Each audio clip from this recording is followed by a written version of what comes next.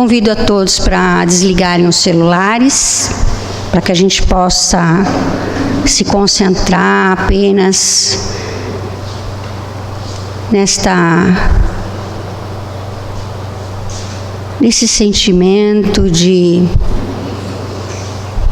amor, de bênção.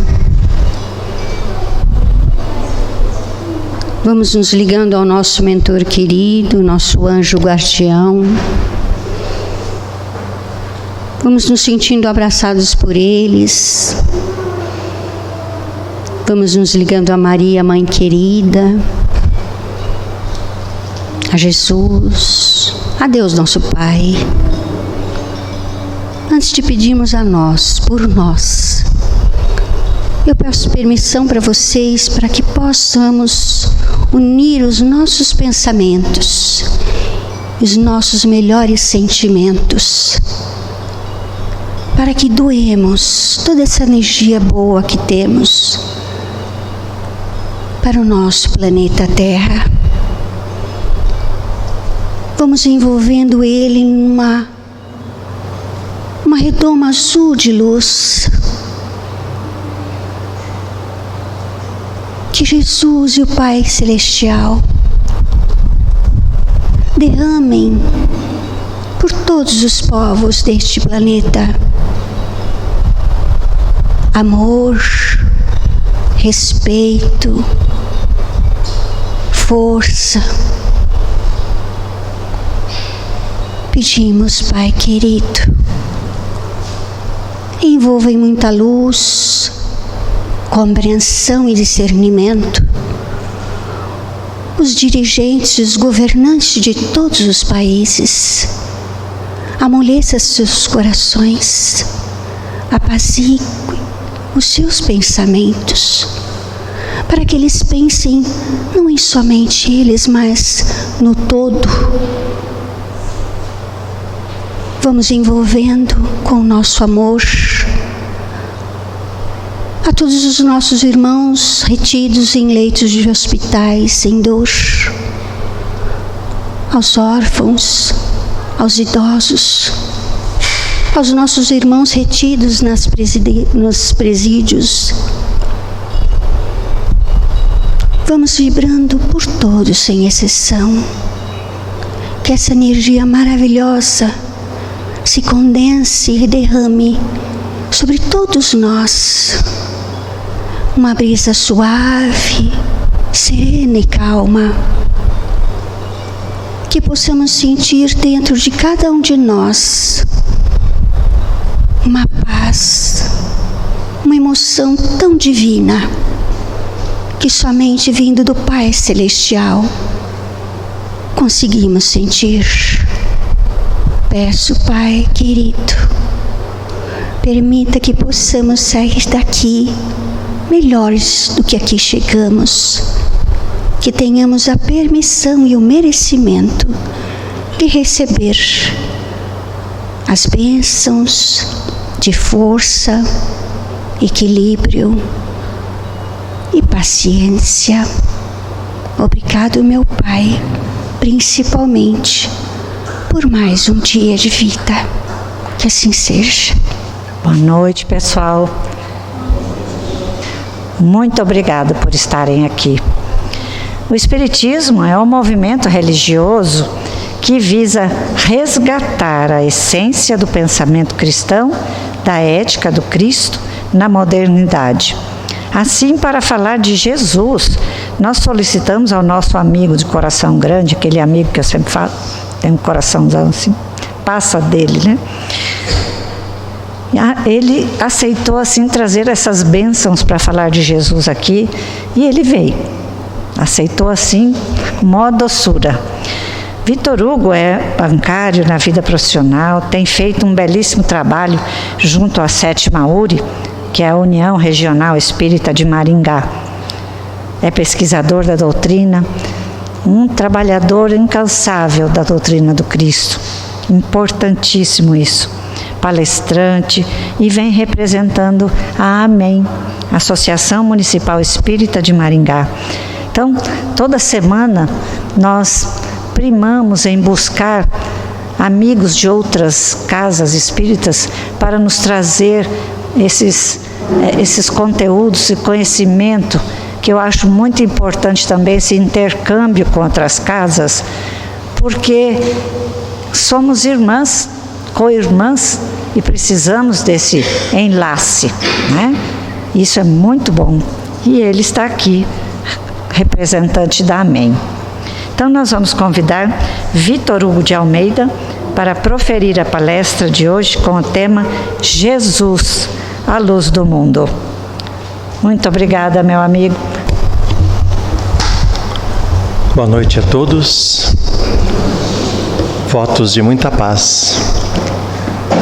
Nós gostaríamos inicialmente agradecer a esta casa, aos nossos amigos, a Ludmere, amiga querida do nosso coração, a todos os trabalhadores desta casa, a todos os frequentadores, e agradecer em especial nós não somos aqui recebidos nessa casa, nós somos acolhidos. O primeiro acolhimento são dos nossos amigos e irmãos, companheiros encarnados. E o acolhimento que vai se processando no decorrer é dos nossos amigos espirituais, que vão nos envolvendo em vibrações de muita luz, de muita paz. Isso tudo nos convida a relembrarmos Jesus, querido amigo, nosso mestre, nosso Senhor e orientador maior das nossas vidas. E como a doutrina espírita, na condição de consolador prometido por Jesus, vem ao mundo para nos fazer recordar tudo aquilo que Jesus nos ensinou e nos ensinar muitas outras coisas, pois com o entendimento destas muitas outras coisas, nós vamos compreendendo em beleza, em profundidade, em espírito e em verdade a mensagem maior do nosso Mestre Jesus. A vinda de Jesus à Terra foi o acontecimento mais importante que esse mundo viveu desde a sua criação e para sempre será o acontecimento mais significativo. E a mensagem trazida por Jesus é a mensagem do amor imortal, que vem reverberando no decorrer dos séculos, já dos milênios, e chega até nós nos dias de hoje, com a mesma beleza, com a mesma profundidade com que foi trazida pessoalmente pelo Mestre e passada aos primeiros discípulos, aos primeiros seguidores. Mas ela vai repercutindo no transcorrer do tempo e chega até nós com a mesma beleza dos primeiros momentos. Então, como a Lud registrou, o tema das nossas reflexões para essa noite, Jesus, a luz do mundo.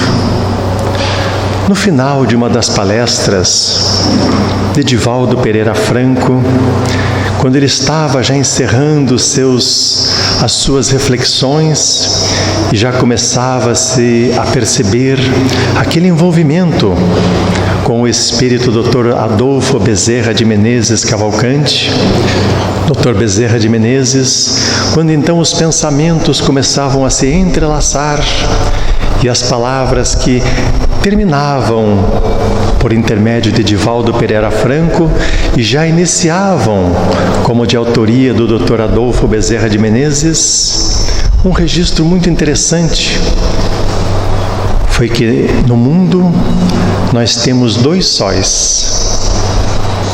O primeiro sol é aquela estrela de quinta grandeza, como era assim classificado antigamente.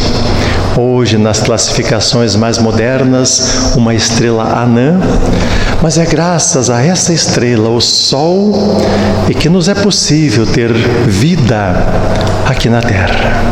Sem o Sol, não seria possível a vida no planeta Terra, bem como nos demais planetas que compõem o nosso sistema planetário. Luz e calor são imprescindíveis para que tenhamos vida, mas naquele momento inesquecível, daquela mescla de Divaldo com o Dr. Bezerra de Menezes, nos foi dito, registrado, que nós temos um outro sol em nossas vidas. Esse sol é Jesus. É Ele que nos aquece a alma, é Ele que nos proporciona as claridades da mensagem do amor imortal, do qual Ele foi o celeste e sublime mensageiro. É dessa mensagem, então, de Jesus, dos seus ensinamentos, mensagem que está exarada não somente nas quatro narrativas evangélicas, mas em muitas outras passagens, quando os amigos e irmãos da espiritualidade vêm nos trazer revelações do mundo espiritual e nos trazer ensinamentos que foram proferidos e vividos por Jesus. Ao final da narrativa de João, o último capítulo e o último versículo, o apóstolo e evangelista João registraria que nem que se utilizassem todos os livros que existem no mundo, eles não seriam capazes de abranger tudo aquilo que Jesus falou, ensinou e nos legou como ensinamentos eternos para todos nós. Então, muitos destes ensinamentos nós vamos encontrá-los nas obras que foram psicografadas, e a espiritualidade vem até nós nos trazendo esses ensinamentos, esses conhecimentos. Então, nessa noite, quando vamos relembrar a respeito de Jesus, a luz do mundo, falaremos de luz, das claridades naturais, das claridades resplandecentes que nos são proporcionadas pelo mundo espiritual, mas em especial da claridade maior em nossas vidas, que é justamente Jesus.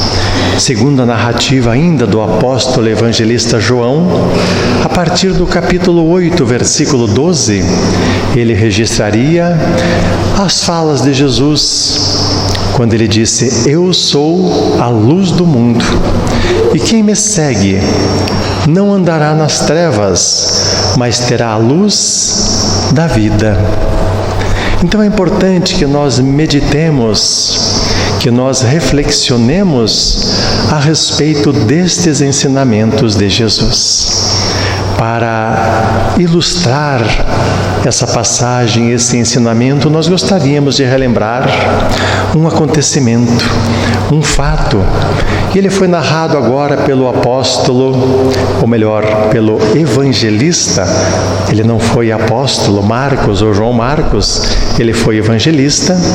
Então foi registrado por Marcos a partir do capítulo 10, versículos 42 a 56, uma passagem muito interessante.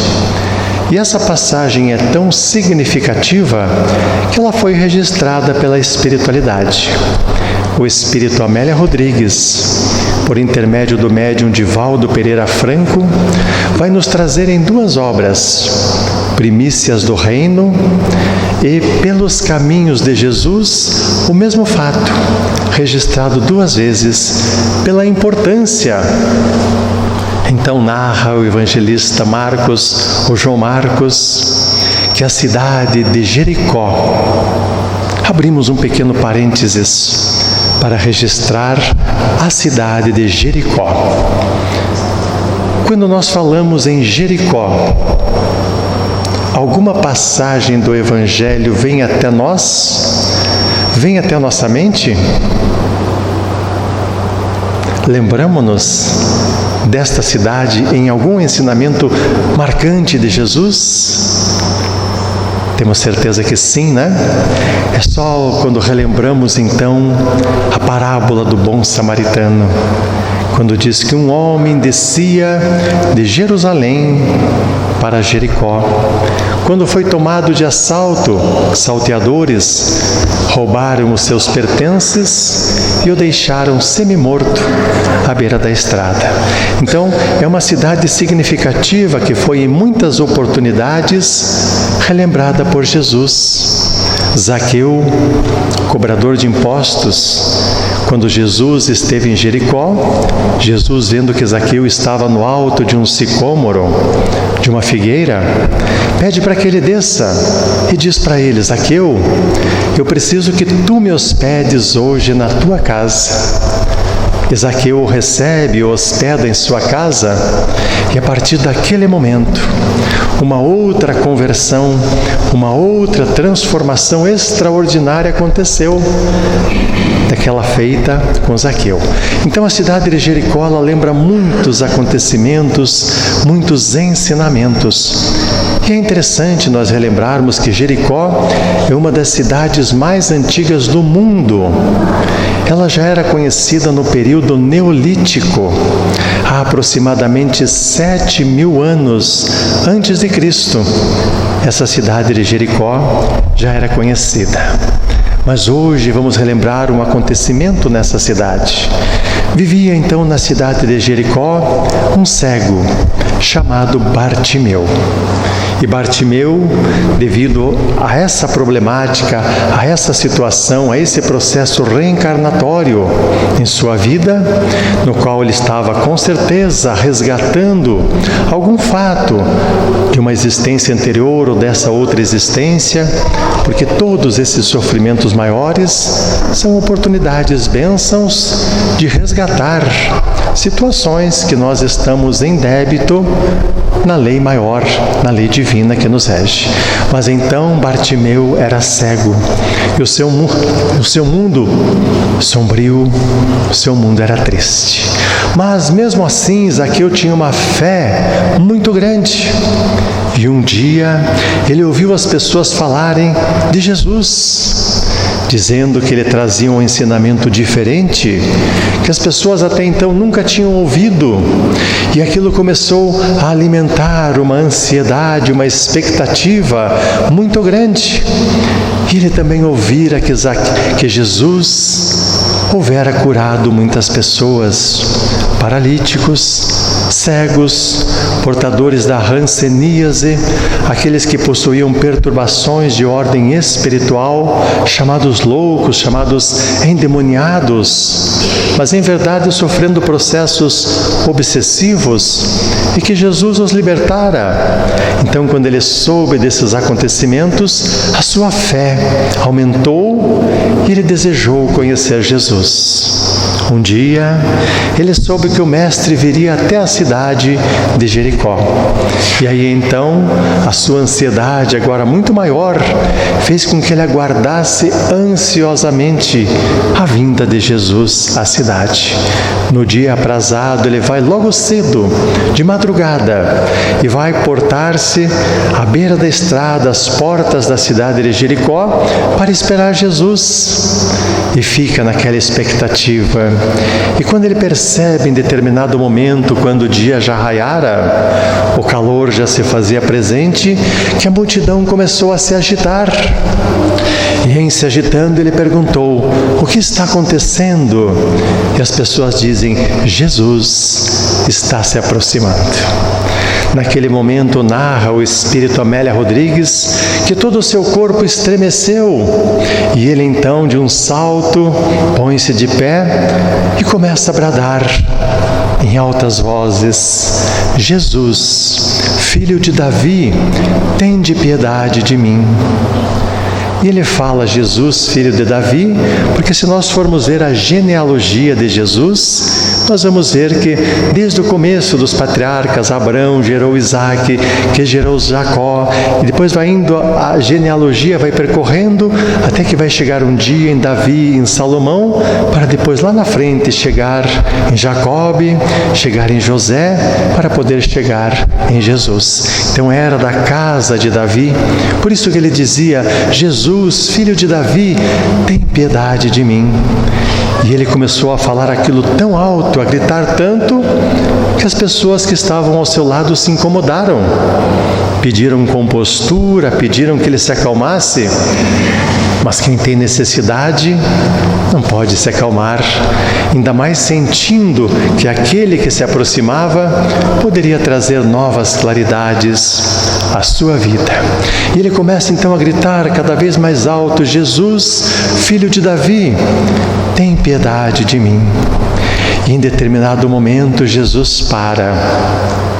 Esse é o momento que nós achamos de grande beleza na narrativa evangélica, porque todas as vezes que nós estamos lendo o Evangelho, nós começamos a imaginar essas cenas, a beleza, a grandiosidade.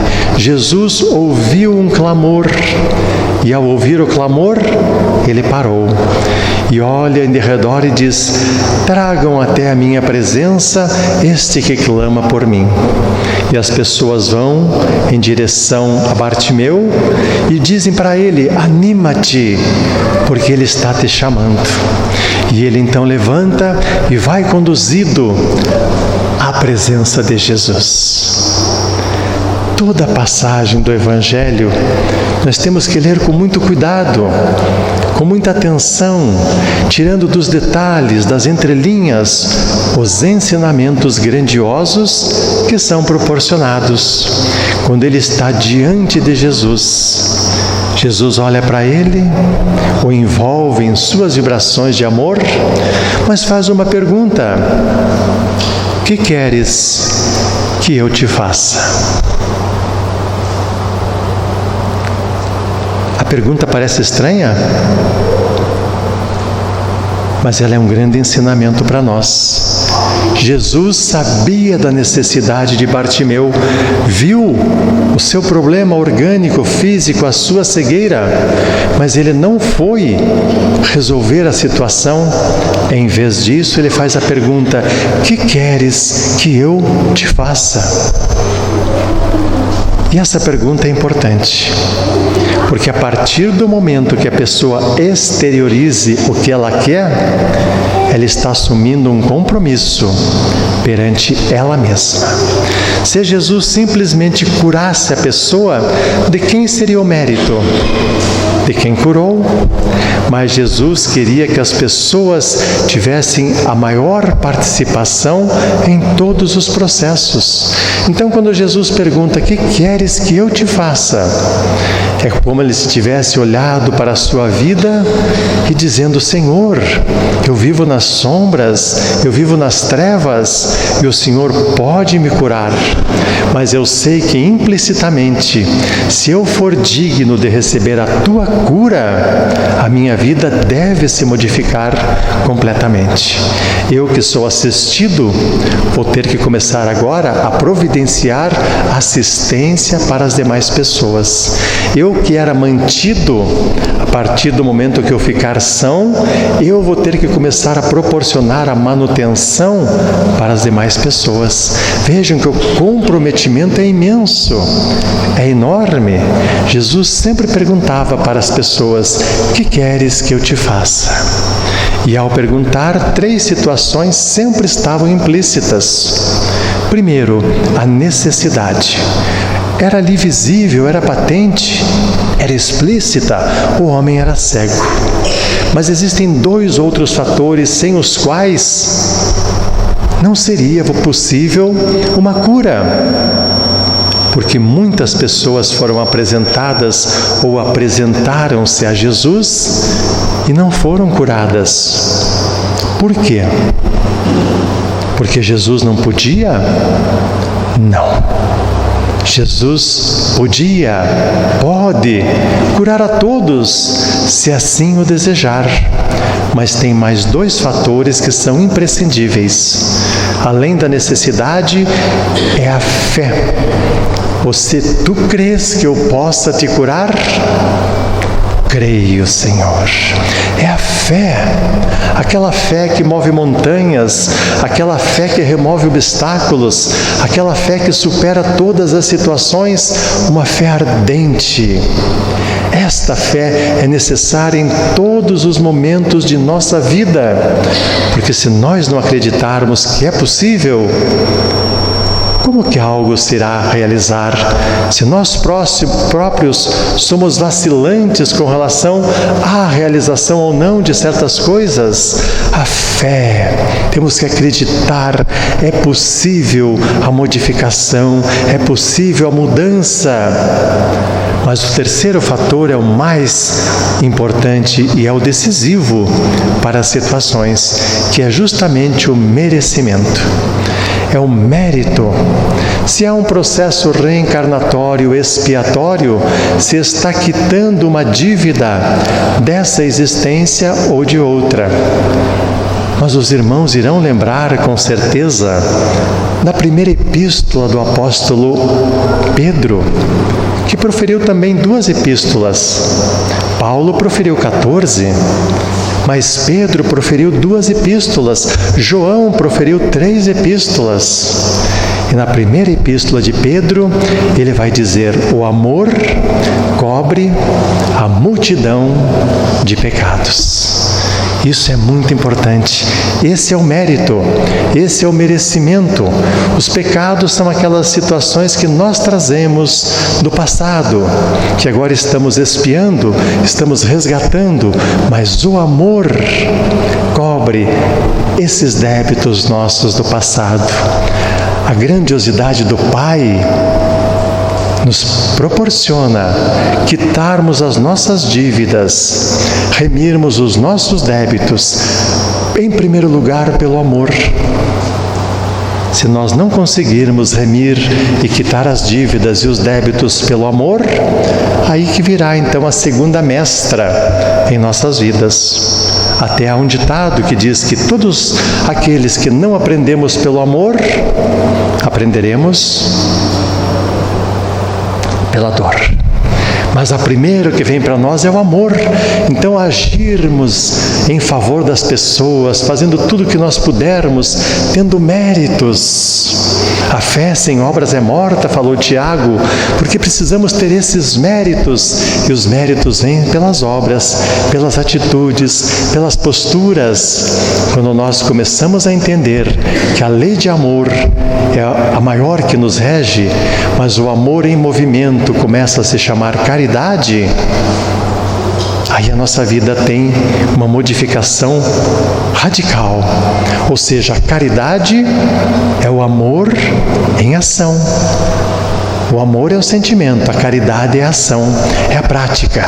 E é pela caridade, quando o amor se movimenta, que nós começamos a adquirir benefícios em nossas vidas, créditos em nossas vidas.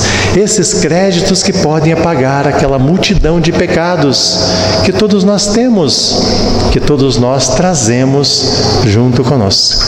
Então Jesus olhou para ele e viu que ele tinha mérito, então ele poderia ser curado. Mas ele não cura, ele vai perguntar primeiro: que queres que eu te faça? O que essa pergunta traz de ensinamentos para nós hoje? Quantas vezes nós queremos resolver os problemas das pessoas, mas se nós resolvermos o problema de alguém, de quem será o mérito? De quem está propondo. Às vezes quer resolver o problema de alguém, e o mérito sempre deve ser da pessoa. E nós então dizemos: faça isso, não faça aquilo, vá desse jeito, vá por lá, se separe, se case. Como se nós soubéssemos do que se passa no íntimo ou na vida de cada um, como se nós conhecêssemos em profundidade a situação de cada um, para dizer: faça isso, faça aquilo, haja dessa maneira, não haja daquela. O que nós podemos é aconselhar. No meu entendimento, talvez seja interessante você analisar sobre esse aspecto. Analise esse aspecto, colha mais orientações e depois decida. Porque a pessoa deve decidir. Uma vez decidindo, o mérito será sempre da pessoa. Veja que Jesus nos trouxe esse ensinamento: o que queres que eu te faça? E a resposta Em uma tradução nós vamos encontrar: Senhor, eu quero ver.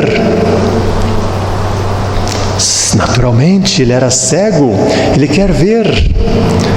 Mas nós vamos encontrar em outra tradução, como por exemplo na Bíblia de Jerusalém, na tradução de O Novo Testamento de Haroldo Dutra Dias, Novo Testamento, estará registrado: Senhor, que eu torne a ver. Faz diferença? Bastante, né? Porque se eu quero ver, é porque eu não via, já era uma cegueira de nascença.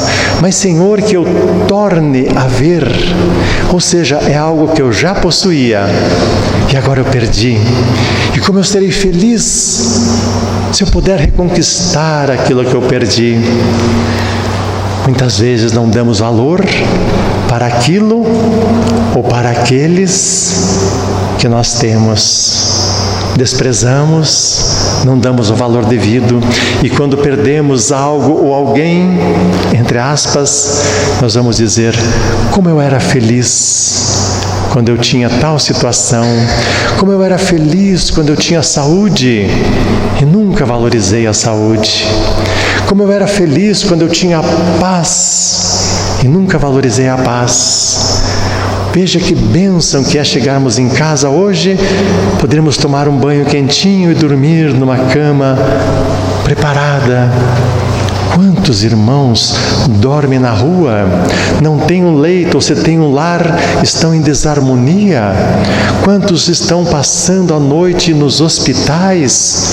Conforme nossa irmã lembrou na prece inicial, que devemos lembrar deles. Quantos estão deitados num catre ou numa laje fria das penitenciárias ou dos manicômios, manicômios, fugiu outra palavra, nosocômios, mas tantos outros locais onde as pessoas estão e nós temos um lar, temos uma cama, temos uma janta, temos quem nos acolhem, temos pessoas que gostam de nós. Será preciso perder algo para dar valor? Então, Senhor, que eu torne a ver. O ensinamento é: valorizemos tudo que nós temos. Não venhamos a perder para depois lamentar e depois ter que empregar todos os esforços para recuperar algo que nós já tínhamos, que nós já possuíamos, mas em especial os afetos, os carinhos, aqueles que vêm das pessoas, porque esses são os mais importantes. Convivemos com as pessoas hoje, não sabemos se amanhã estaremos com ela. Às vezes uma doença, às vezes o retorno ao mundo espiritual. Por que nos lamentarmos depois pelos momentos não vividos, pelas conversas não tidas, pelos momentos tranquilos de afeto, de carinho em família, com as pessoas? Isso é importante valorizar. Isso está nos ensinamentos de Jesus. Senhor, que eu torne a ver. E Jesus olha para ele e diz: vai, meu irmão, a tua fé te curou. Tinha necessidade, tinha fé e tinha merecimento, mas como a fé era estuante, Jesus o curou. E ele percebe então que um clarão que brota interiormente vai se projetar nos seus olhos e de repente ele começa a ver a beleza do mundo novamente. O mundo tem tantas belezas e nós reclamamos tanto do mundo, porque está quente demais, porque está frio demais, porque está chovendo, e a chuva é a grande bênção em nossas vidas. O ar, o vento, o sol, a natureza, os animais, as plantas, a vegetação é algo de um valor inestimável. O amanhecer, o entardecer, podemos ver tudo isso e às vezes reclamamos da vida. Então, que eu possa ver. O ensinamento é grandioso para nós, já que temos luz em nossos olhos, possamos ver as grandes realidades que o mundo está a nos proporcionar, possamos ver a beleza nas situações. Precisamos reclamar menos e agradecer mais. Precisamos reclamar menos e agradecer mais, porque são tantas as bênçãos que nós temos. Podemos ver, os olhos são a luz do mundo, mas Jesus vem nos ensinar que existe uma outra claridade que é importantíssima para nós, que os nossos olhos também precisam começar a olhar, que são as claridades espirituais. Nós não somos seres materiais que talvez tenhamos uma existência espiritual, mas é justamente o contrário. Nós somos seres espirituais, passando por um pequeno estágio de aprendizado aqui na Terra. Tudo que nós temos é importante, mas é transitório, é passageiro. Tudo que nós temos materialmente falando, nós não trouxemos e nós não levaremos quando retornar ao plano espiritual. Então, abrir os olhos para as claridades da vida, isso é importante. O que nos é importante, então? É aquilo que nós levaremos quando nós retornarmos ao plano espiritual. E o que nós levaremos? As nossas aquisições intelectuais. Tudo que nós aprendermos é bagagem intelectual para o espírito imortal. Aprender sempre, com tudo e com todos. Até o último suspiro devemos aprender, sem empáfia, sem orgulho, sem ostentação. Nós sabemos tão pouco, tão pouco. O homem mais sábio de toda a Grécia falou que tudo que ele sabia era incomparavelmente inferior a tudo aquilo que ele não sabia. E esse era o homem mais sábio da Grécia. Só sei que nada sei, Sócrates. Um homem extraordinário. E nós achamos que sabemos tanto. Sabemos tão pouco. Precisamos aprender com fontes seguras, buscar tudo aquilo que é útil para o nosso crescimento intelectual. É a primeira parte. Diz o Espírito Emmanuel que para alçarmos os grandes voos rumo à espiritualidade, precisamos de duas asas. Uma asa é a intelectualidade e a outra asa, qual seria?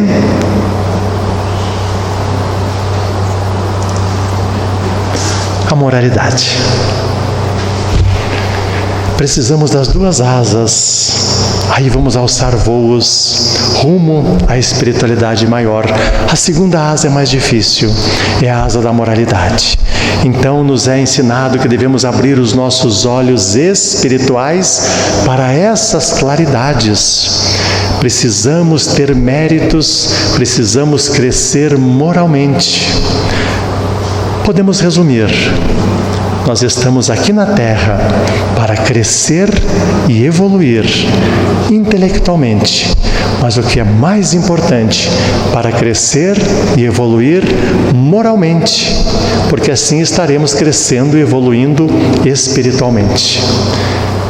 Para crescer moralmente, viver a moral de Jesus, viver os seus ensinamentos, viver a lei de amor.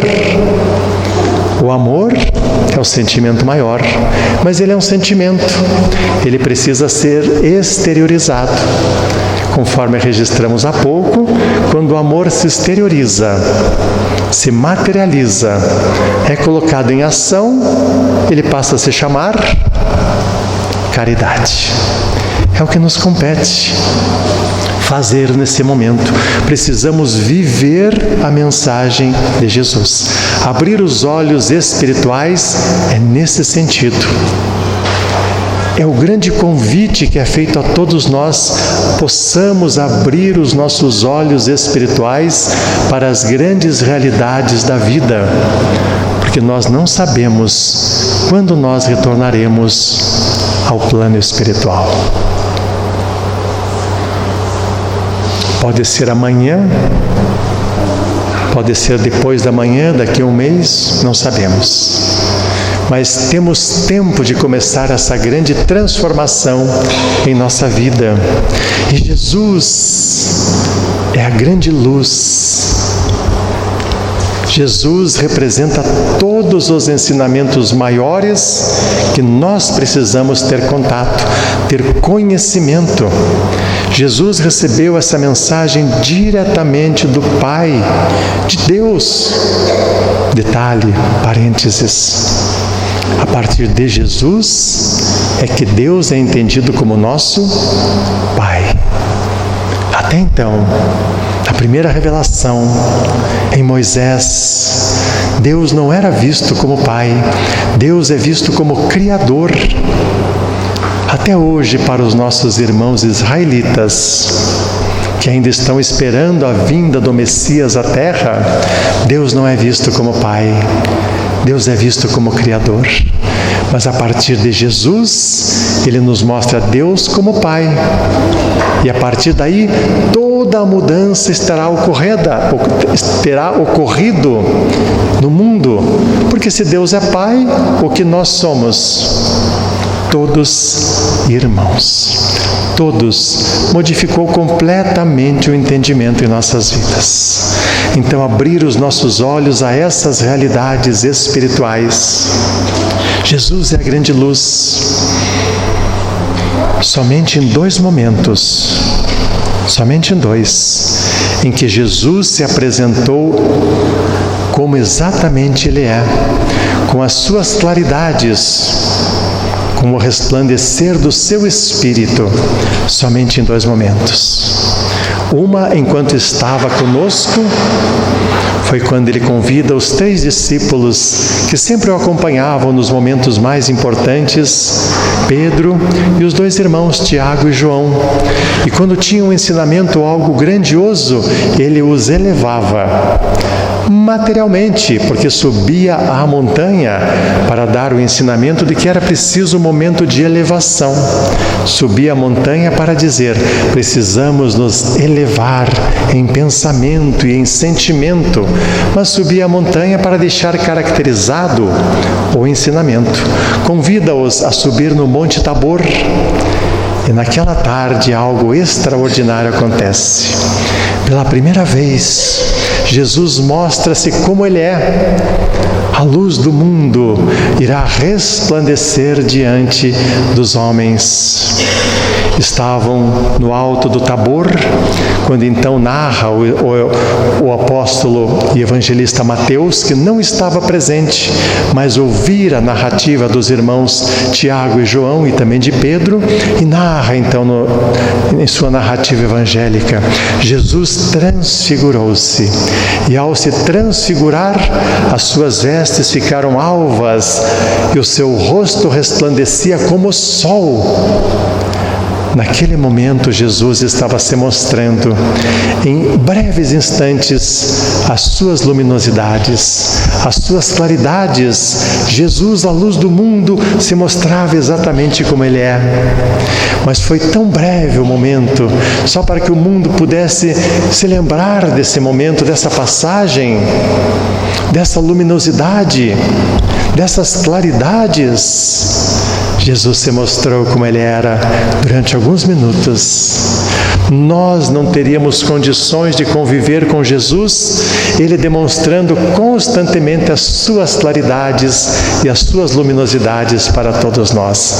Nossas estruturas materiais não aguentariam o alto teor de luminosidade que representa o seu Espírito. Ele precisou baixar completamente esse nível de luminosidade, de claridades, para que nós pudéssemos conviver com Ele. Mas mostra-se então no Tabor com essa claridade. Vai num segundo momento, Ele também vai aparecer para um discípulo escolhido, um vaso escolhido, que seria um dos maiores divulgadores da mensagem de Jesus, mas estava transviado no seu caminho. Então Jesus vem até ele em espírito e também apresenta a sua luminosidade diante de Paulo, ou melhor, diante de Saulo de Tarso. às portas da cidade de Damasco. E segundo as narrativas de Atos dos Apóstolos, era mais intenso as suas claridades do que a luz do sol.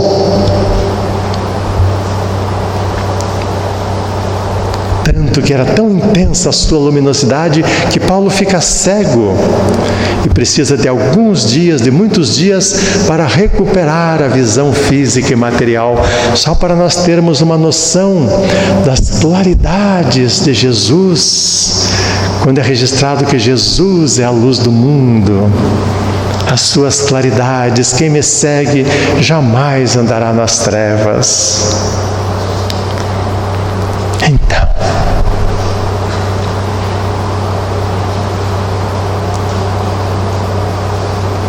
a luz do mundo, nos chamando a conhecer a sua mensagem, nos chamando a abrir os nossos olhos para essas realidades maiores da vida. Não esperemos que alguma enfermidade, que algum revés, que uma grande dificuldade venha até nós. Se elas tiverem que vir, elas virão. Mas se elas nos encontrarem fortalecidos pelo entendimento dessas realidades maiores que a visão espiritual vai nos proporcionar, nós passaremos de uma forma muito mais tranquila, entendendo a situação, consolando-nos e confortando-nos, porque entendemos o porquê da dor, o porquê do sofrimento. Auriremos forças para passar pelas situações de dificuldade, do testemunho, porque pelas situações de testemunho todos nós passaremos, mas ora, menos ora. Encontraremos-nos com situações que serão os nossos testemunhos. E nesse momento, se estivermos fortalecidos, se tivermos abertos nossos olhos para essas claridades e aquecidos por essa luz, por esse calor, por essas vibrações que provêm do Mestre, nós iremos passar por todas as situações com fé, com coragem, com entendimento, sem reclamação, sem crítica, sem lamentação. E passando pelas situações, porque há entendimento em nossas vidas. A luz está sempre a projetar sobre nós, mas para que nós possamos receber essas claridades, precisamos estar receptivos a receber essas claridades que irão até nós em forma de bênçãos. Por isso que quando adentramos nas salas de passes, nos tratamentos, precisamos estar com a nossa fé estuante, acreditando que o alto pode, mas acima de tudo também nos propondo a mudar condutas, a mudar pensamentos, a ser otimista, a trabalhar pelo bem, pelo belo, pelo justo, por intermédio das palavras, das posturas, dos posicionamentos, ou seja, através das nossas ações. Isso é a nossa parte. Vinde a mim todos vós que estáis cansados e sobrecarregados, e eu vos aliviarei. Jesus não falou que iria resolver todos os nossos problemas, mas Ele vai nos aliviar. Nos aliviar é proporcionar a sua luz, as suas vibrações, para que nós nos fortaleçamos e possamos superar as nossas dificuldades, porque aí então o mérito será todo nosso. Mas precisamos estar receptivos a essa luz que nunca nos faltou e que nunca nos faltará. Em momentos especiais, nós estaremos recebendo, podemos sentir, mas precisamos fazer sempre a nossa parte no processo, mudando hábitos, mudando posturas, mudando pensamentos, mudando atitudes. E assim a nossa vida começa a entrar novamente em equilíbrio, em harmonia. Buscamos a saúde física, mas precisamos buscar para e passo a saúde espiritual, que vem com essa mudança de hábitos, de atitudes, de pensamentos. Sermos otimistas, reclamarmos menos, agradecermos mais, trabalharmos sempre, incessantemente, em todos os momentos, porque a necessidade as trevas, as escuridões existirão em todos os lugares. E agora vem então o grande convite para todos nós. Brilhe a vossa luz, falou Jesus. Eu sou a luz do mundo, mas também venho fazer um convite a todos, disse o Mestre. Brilhe a vossa luz, porque todos nós temos as nossas luminosidades, por menores que sejam, nós as temos, que não foram doadas, que não foram concedidas, mas que foram adquiridas pelos nossos esforços. E para aumentar essas luminosidades, essas claridades, precisamos aumentar, consequentemente, as nossas atitudes no bem, no belo, no justo e no correto. Vamos ampliando a nossa capacidade de irradiar e de brilhar. Hoje estamos aqui falando, trazendo essas reflexões para os nossos irmãos. Mas daqui a pouquinho, cada um vai para a sua casa, para o seu lar, e nos seus caminhos encontrará alguém necessitado. E nesse momento desse encontro de alguém necessitado, quem será a luz para esse irmão necessitado? Será exatamente cada um dos irmãos aqui presentes.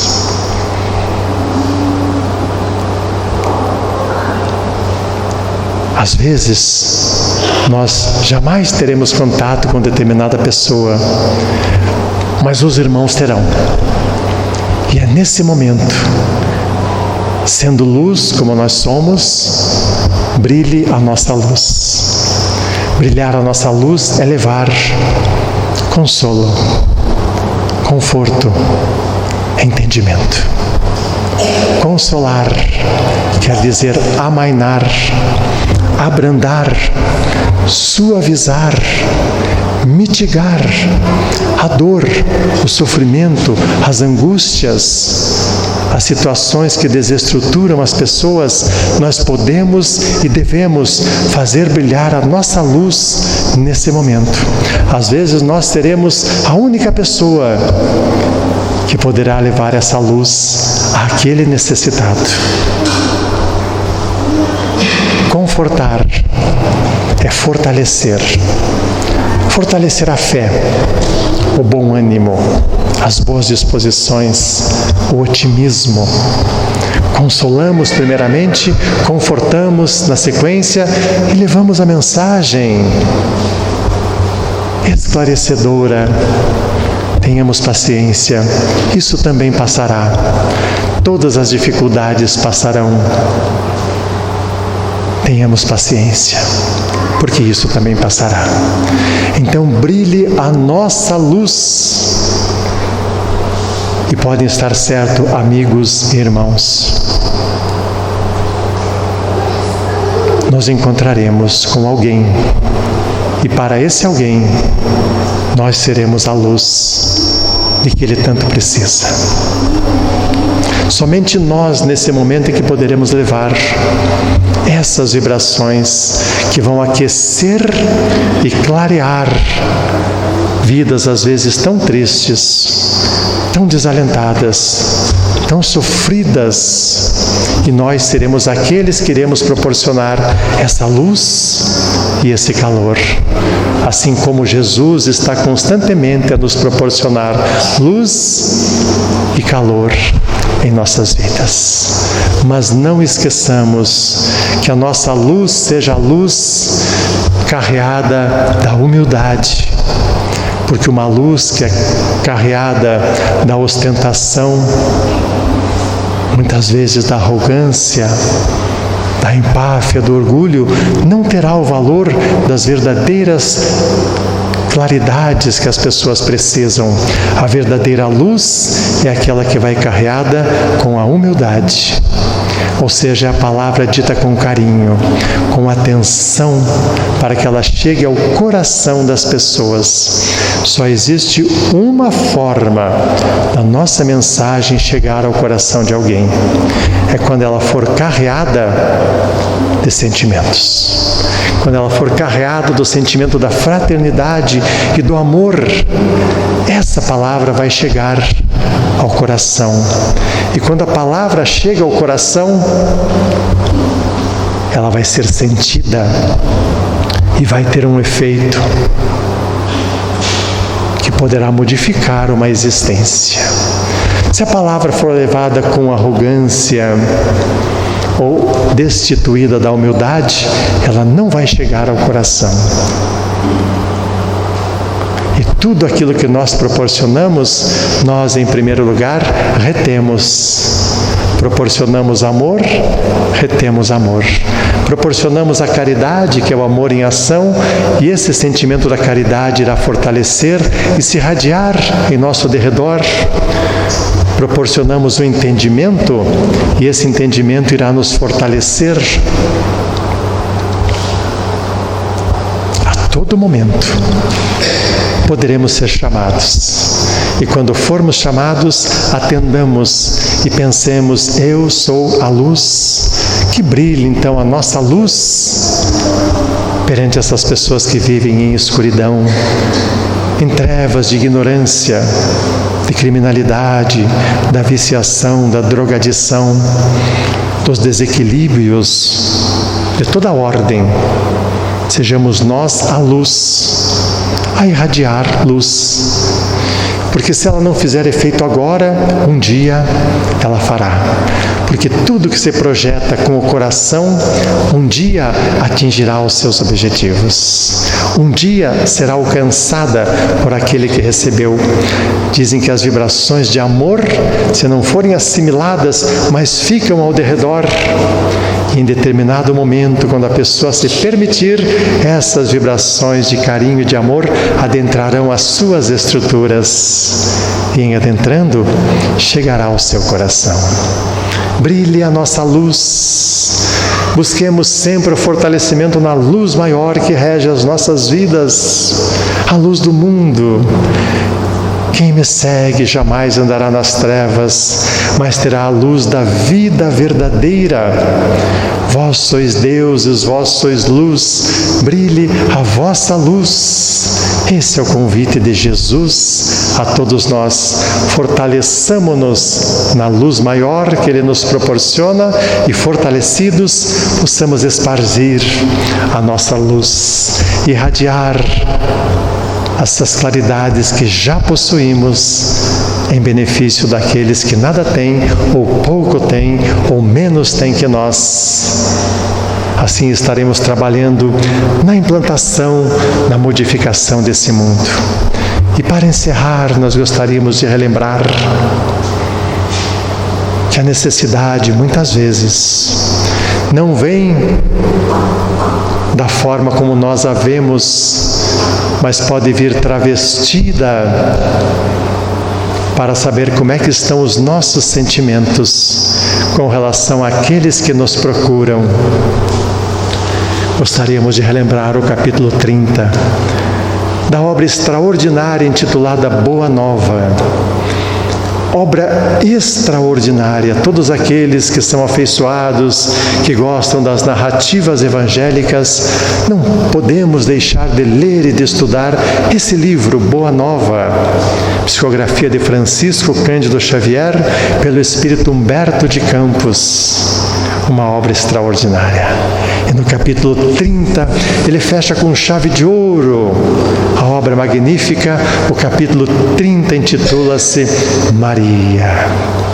Conta-se, antes de registrar, só para nós entendermos que muitas vezes nós seremos testados, porque muitas vezes a realidade pode chegar até nós, mas a realidade vem transformada para saber como é que está o nosso sentimento, como é que está o nosso entendimento, mas em especial, como está o nosso sentimento. Então, o capítulo 30 vai dizer que depois da crucificação, quando Jesus então olha para João e para Maria que estão ali aos pés da cruz, e olha para ela e traz um ensinamento sublime. Se nós temos uma dor de cabeça, às vezes não queremos nem conversar com alguém, mas Jesus era tão sublime que mesmo na hora do sofrimento mais atroz, Ele trouxe ensinamentos sublimes para toda a humanidade, já pregado, já marcado pelos cravos da ignomínia e da crueldade humana. Olha João e Maria, João o apóstolo amado, Maria sua mãe, ali acompanhando aquela cena dolorosa aos pés da cruz, e vai dizer então para João: filho, eis aí a tua mãe.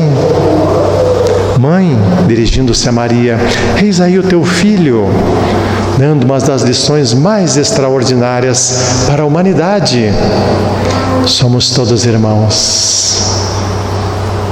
E Ele então vai dizer: essa é a tua mãe, esse é o teu filho.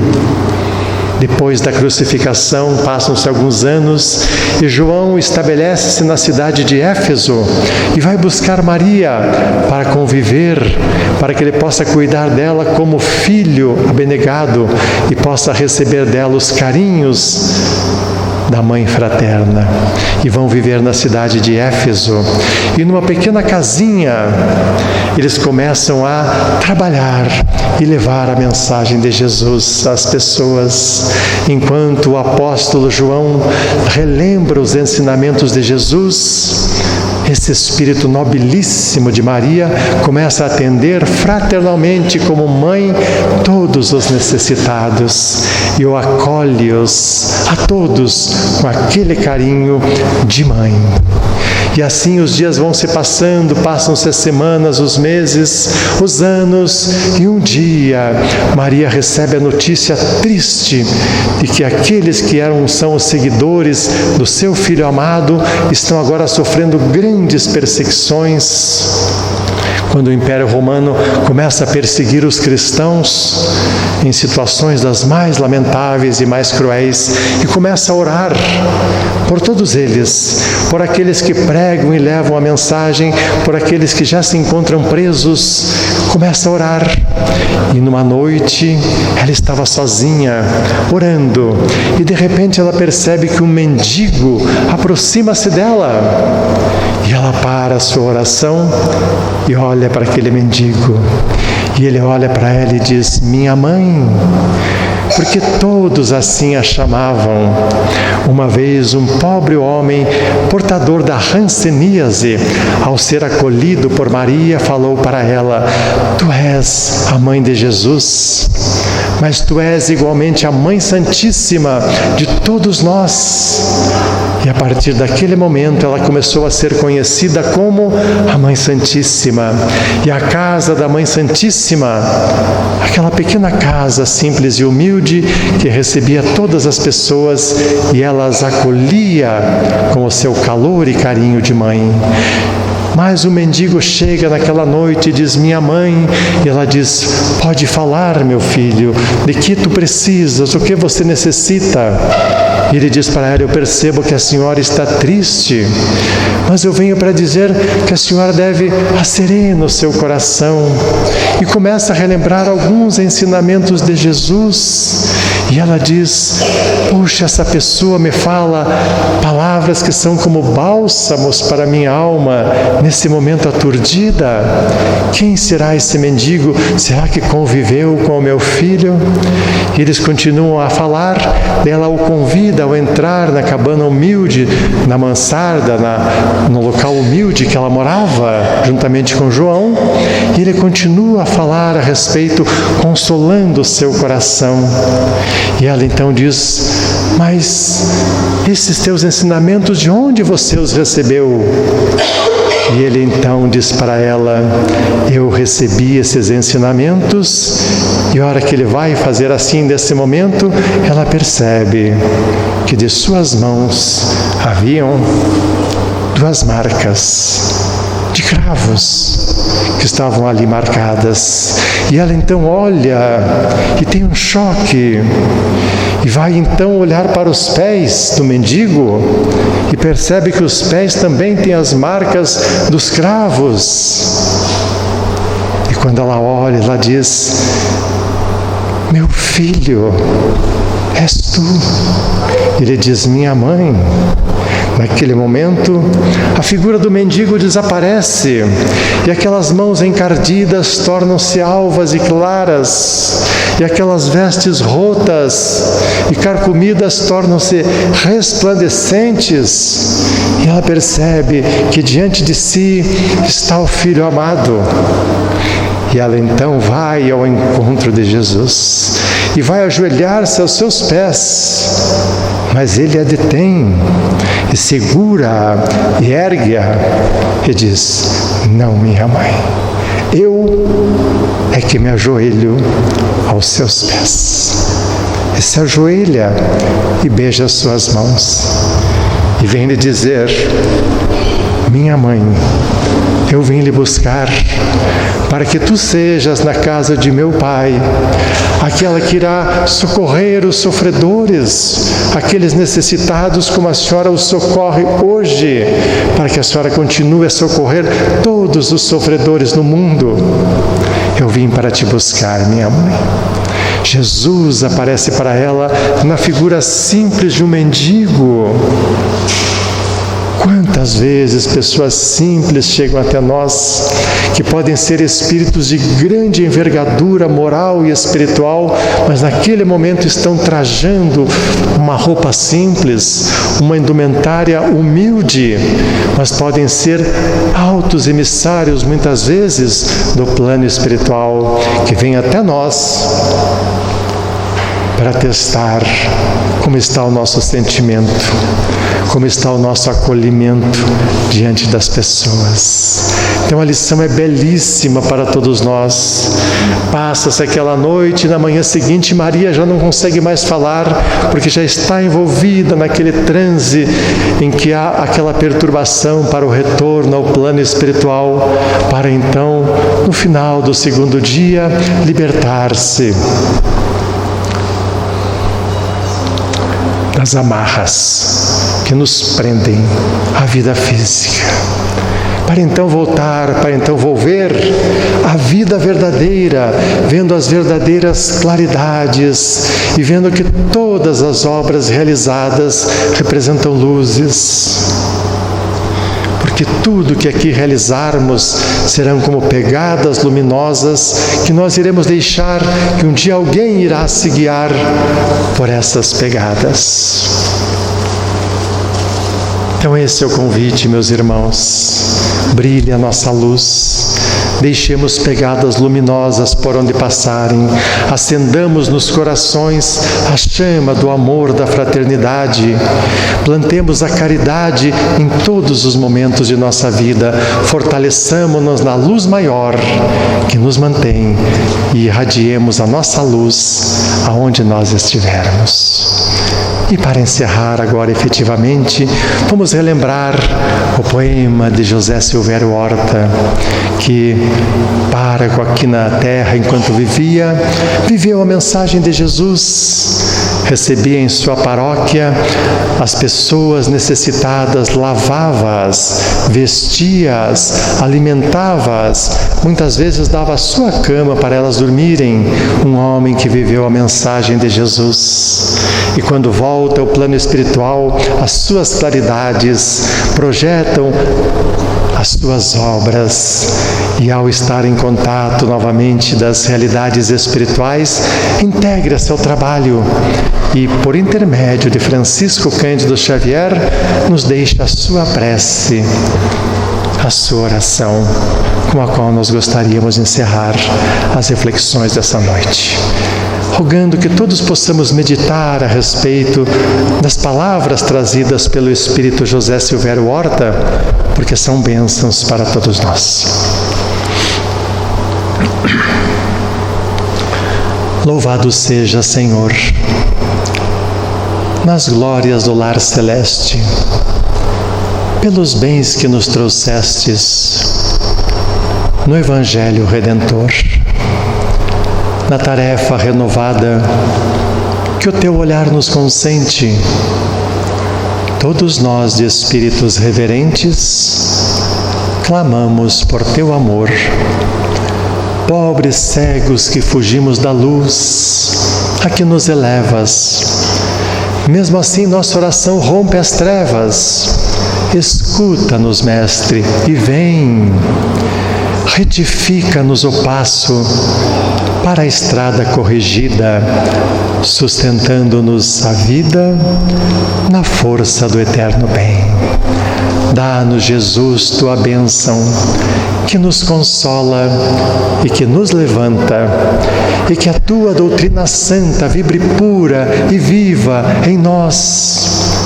Fazei, Senhor, que nós todos, na caminhada incessante, a cada dia, a cada instante, possamos ouvir-te a voz. Ampara-nos a esperança, socorre-nos a pobreza. Liberta, Senhor, nossa alma presa a tanto erro e a tanta imperfeição. Ó Mestre Celso da verdade, hoje e sempre e em toda parte, ensina-nos, Senhor, a guardar-te na beleza da oração, na sublimidade da ação e no templo do nosso coração. Espírito José Silvério Horta, pelas mãos saudosas e abençoadas do querido médium Francisco Cândido Xavier, muita paz, muita luz, que Deus nos abençoe a todos, hoje e sempre. Muito obrigado, amigos, muito obrigado, irmãos.